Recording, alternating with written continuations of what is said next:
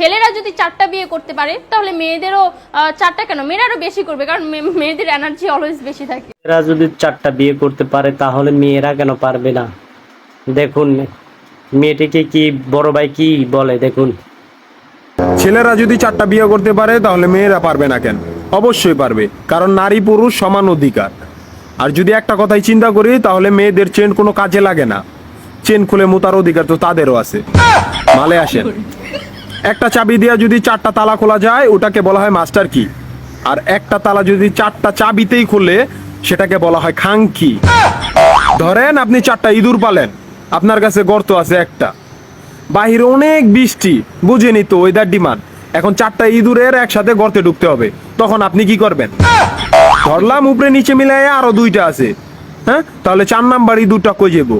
কানের ফুটা দা না নাকের ফুটা দিয়া? হ্যাঁ, তার মধ্যে মাসের মধ্যে 7 দিন থাকে লকডাউন। আমি মানি, আমি না শুধু সবাই মানে মেয়েদের অনেক পাওয়ার, মেয়েদের অনেক এনার্জি। তাহলে দেশের মধ্যে ঘন ঘন লোডশেডিং হয় কেন?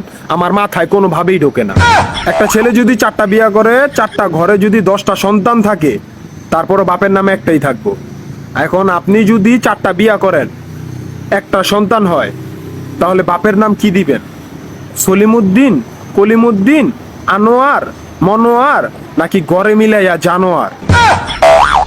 আপনি কি নারী না ঢাকা শহরের লোকাল গাড়ি?